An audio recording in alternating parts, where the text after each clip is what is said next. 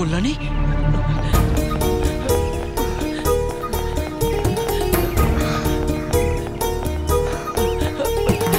কল্যাণী তুমি এসব কি করছো? এই সিঁড়িগুলোর পুজো করছি গো। এই মন্দিরে সিঁড়ি পুজো করলে আমাদের সন্তান হবে। তোমাকে এই বুদ্ধি কে দিয়েছে? আমি বলেছি রে। আমি জানতাম ঠাকুমা তোমার বুদ্ধি চুলোয় গেছে। এসব করলে ভগবান খুশি হবে কিনা জানি না, ওর শরীর নিশ্চয়ই খারাপ হবে। কল্যাণী চলো বাড়ি চলো। আরে আরে আরে পাপ লাগবে, পাপ লাগবে। বাকিটা তুমি করে এসো না। আরে আমি কি মা হব? চুপ করো। দেখেছো দেখেছো কি করছো তুমি? এটা মেয়েদের কাজ, তুমি করলে অন্যায় হবে। তুমি করলে ঠিক আর আমি করলে ভুল। এদিকে দাও। আমার কথা শোনো, অল্প কটা সিঁড়ি বাকি আছে, 10 মিনিটে হয়ে যাবে। আরে রোদের তাপ পড়ছে এখানে। লক্ষ্মীটি রাজি হয়ে যাও। ঠিক আছে করো। যাও যাও করে নাও করে নাও।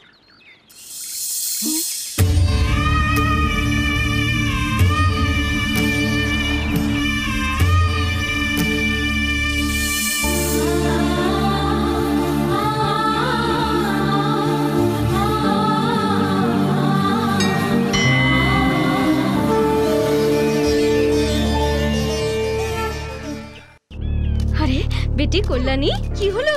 কি হলো মা? শরীর খারাপ করেনি তো? কি হচ্ছে মা? হ্যাঁ আমার সোনা নাতবু। আরে চান্দু তাড়াতাড়ি আয়। আরে আরে কি হলো? আরে ঘরে সুভাষচন্দ্র বসু আসছে। চুপ করো না। উনি কোথায় চলে গেছে, কোথায় আছে কেউ জানে না। উনি আমাদের ঘরে কি করে আসবে? বোকা কোথাকার, আমাদের ঘরে বাচ্চা আসবে রে। ছি ছি ছি ছি। ঠাকুরদা মারা গেছে 25 বছর হলো, তোমার বাচ্চা কি করে হবে? আরে গর্ধব কোথাকার, বাচ্চা আমার নয় ওর হবে।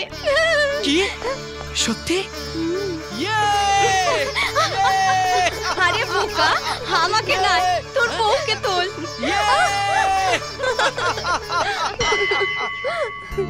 বাবা ডাকটা শোনার জন্য কত অপেক্ষা করেছি। আমার ইচ্ছা এখন পূর্ণ হলো। সবকিছু যেন ভালো হয় ভগবান। মিস্টার চন্দু, আপনার স্ত্রীর সমস্ত টেস্ট হয়ে গেছে। রিপোর্ট আসতে ঘন্টা 3 লাগবে। ততক্ষণ আপনি এখানেই থাকবেন না বাড়ি হয়ে আসবেন? এতক্ষণ এখানে কি করব, বাড়ি ঘুরে আসি। ওকে চলো চলো। হ্যাঁ ঠিক আছে।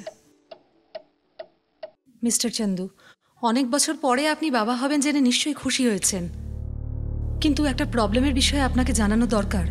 জানি আপনার খারাপ লাগবে। ছোটবেলা থেকেই আপনার স্ত্রীর একটা খুবই গুরুতর হার্টের সমস্যা আছে। যদি ওর এই সমস্যার চিকিৎসা আমরা খুব তাড়াতাড়ি না করি তো প্রেগন্যান্সিতে কমপ্লিকেশনস আর হার্ট ফেল হওয়ার চান্স আছে।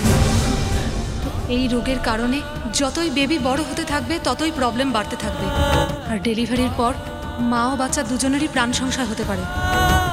আর্জেন্ট অপারেশন করাতে হবে। অপারেশনের জন্য 8 লাখ জমা করতে হবে।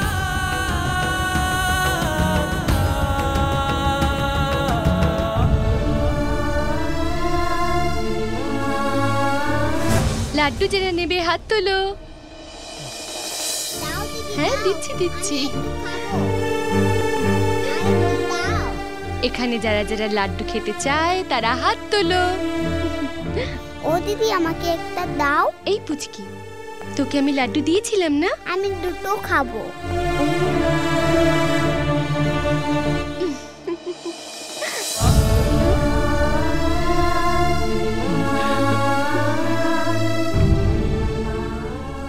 তোমার ছেলে চাই না মেয়ে চাই? আমি ওসব কিচ্ছু জানি না, আমার শুধু তোমাকে চাই। বলো না। ছেলে মানে একটা মেয়েও চাই, একদম তোমার মতো। মানে আমার জমজ চাই। এই বাচ্চাদের মধ্যে আর তোমার মধ্যে কোনো পার্থক্য নেই।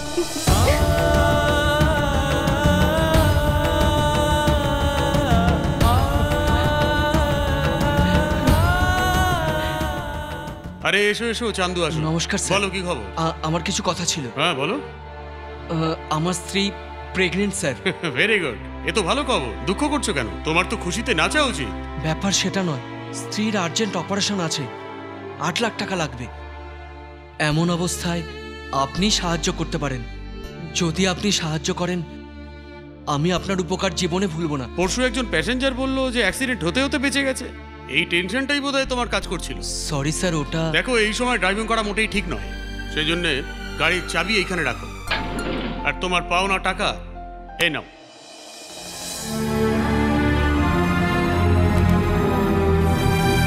আরে নাও নাও।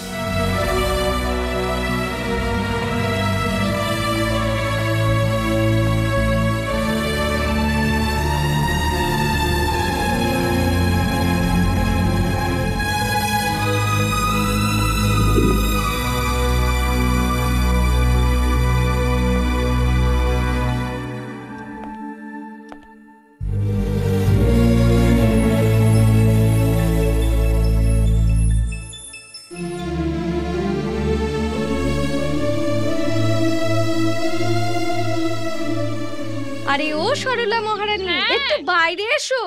আসছি। বাপরে, হেলে দুলে আসছে। মা লক্ষ্মী, একে একটু সিঁদুর হলুদ লাগাও। এসব কি এটাই ভাবছো না? আরে সেদিন গলা ফাটিয়ে ফাটিয়ে চেঁচিয়ে আমার নাত বউকে বাজা বলেছিলে। তোর কথা শুনে ভগবানের মন গলে গেল, নাত বউয়ের উপর দয়া করলো। এখনো মা হতে চলেছে।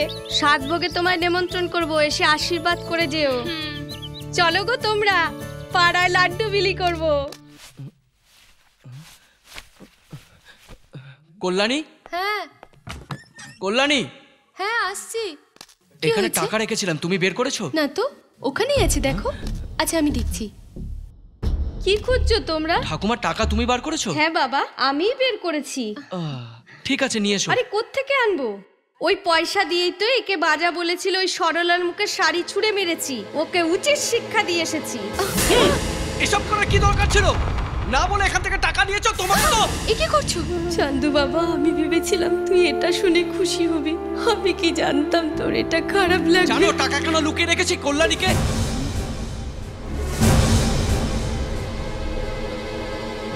কল্যাণীর জন্য একটা শাড়ি কিনবো বলে। ছাড়ুন না, শাড়ি তো আমাকে পরে কিনে দিও। এই ছোট্ট ব্যাপারে এত রাগ? ওটা ব্যাপার নয়, ওই টাকার কত প্রয়োজন ছিল তুমি জানো? শোনো ঠাকুমা, এরপরে যদি তুমি কোনোদিন না বলে টাকা নিয়েছো, ভালো হবে না বলে দিচ্ছি। এ চাদু, কি তুই শুধু শুধু কাকিমাকে আবল তাবল কথা বলছিস? তোর মুড ঠিক নেই, তুই আয় তো আমার সাথে, আয় আয়। এই তুই চুপ কর। আরে আয় না রে বাবা, আয়। এবার বলতো আমাকে, কেন তোর মেজাজটা এত খারাপ হয়ে আছে?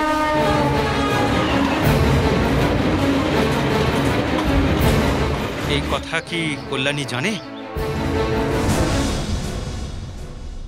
আরে তুমি কি দেবে? তুমি আর তোমার বন্ধু মিলে এত পয়সা কখনো দেখেছো? আসতে বলো, শুনে ফেলবে। আমি কেন আসতে বলবো? এই, ও শুনে নেবে তো আমি কি করব? সোনা হাজার না 1 লাখ? লাখ টাকা বলেই তো তোমার কাছে চাইছি। ও তো কোনো বিজনেসম্যান না, আফটার অল একটা ড্রাইভার। এতগুলো টাকা ফেরত দিতে পারবে? হ্যাঁ কি করে দেবে তা আমি জানি না, তবে ভালো কাজের জন্য যদি তুমি দাও। হ্যাঁ হ্যাঁ, সব দিয়ে দাও। তোমার বাবার কামানো টাকা তো। তোমার মাথায় তো বুদ্ধি নেই, তোমার বন্ধুর মাথায়ও কি বুদ্ধি নেই? তোমার মতো তো ও একটা ভিখারি। যদি তোমার বন্ধুর পয়সা না থাকে তো ওর বউকে সরকারি হাসপাতালে ভর্তি করুক না। অত দামি নার্সিং হোমে ভর্তি করার কি আছে শুনি? এটা কারুর জীবন মরণ সমস্যা, তার সাথে সাথে যে বাচ্চাটা আসছে তারও জীবন মরণ সমস্যা। এই তো আমি কি করব? তাছাড়া এই কালো কোট পরে বুদ্ধি খাটিয়ে আজব দিয়ে কিছু রোজগার করেছো তুমি, যে সেটাকে বিলোনোর কথা বলছো? হ্যাঁ, আমার বাপের বাড়ি থেকে আনা টাকাগুলো এভাবে বিলোতে থাকলে আমি তো পথে বসবো। এই ঘরে কি দান ছত্র খোলা আছে নাকি যে ওর অসুস্থ বউয়ের জন্য টাকা চাইতে আসবে? যেদিন তোর সাথে এরকম হবে না সেদিন বুঝবি।